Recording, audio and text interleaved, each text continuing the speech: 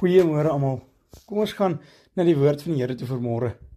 Dit is vandag die 29ste November 2025 en ons vers vir die dag is Jesaja 12 vers 2. Ja, God is my heil. Ek sal vertrou en nie vrees nie, want die Here is my krag en my psalm. En hy het my tot heil geword. Dis 'n pragtige vers. En daarso waar staan die Here, gaan dit oor Yahweh, die groot ek is, die ware God, wat ons krag is en ons psalm is, en wat ook ons heil geword het, ons verlossing geword het, ons heiligmaker geword het, dat ons kan staan in heiligheid en in regverdigheid. Hy verlos ons, hy red ons, hy is God. Ja, God is my heil. Hy is die een wat my in my eer herstel. Hy is die een wat my weer 'n verheerlikte liggaam gee, in sy glorie laat staan en dit beleef en aanskou.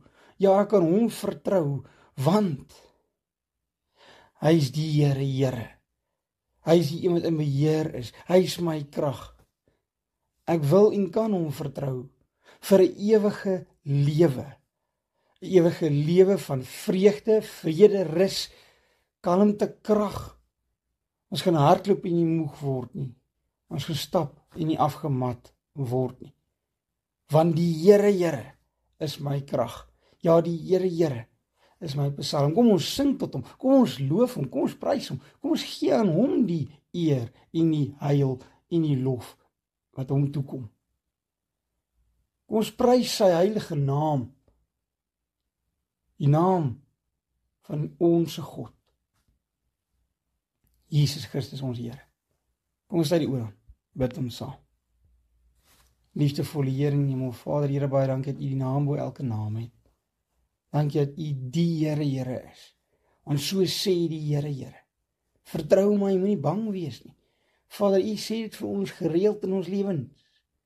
Vrees nie, kinders van die Here het niks om voor bang te hoef te wees nie. Asseblief, Here, mag ons U vertrou. Dat U ons alreeds gered het op die kruisdood van Jesus Christus. Daar is geen ander manier nie. Daar is geen iemand anders nie. Dit is slegs God en God alleen. Ons loof en prys U in Jesus naam. Amen. Raai dat julle goed gaan. Mooi bly by.